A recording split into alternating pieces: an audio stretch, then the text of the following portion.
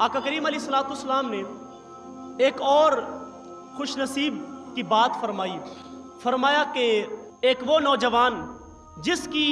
जवानी अल्लाह की इबादत में गुजरी, वो ऐसा खुश नसीब है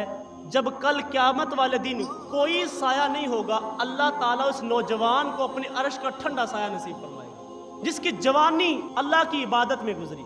ये जवानी जो है ये बहुत ही खूबसूरत अय्याम होते हैं, और कल क़यामत वाले दिन जब सवाल होंगे तो उसके अंदर एक सवाल होगा कि ज़िंदगी कहाँ गुजारी है,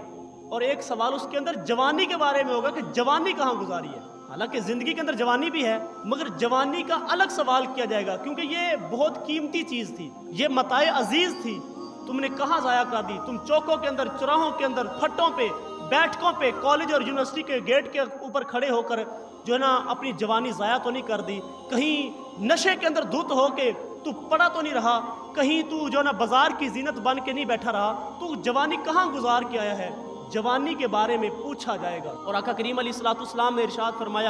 फरमाया जो जवान जवानी के अंदर तौबा करता है वो आम तो नहीं है, फरमाया वो अल्लाह का हबीब है, अल्लाह उसको प्यार करता है, उससे मोहब्बत करता है, वो अल्लाह का हबीब होता है। और एक हदीस के अंदर फरमाया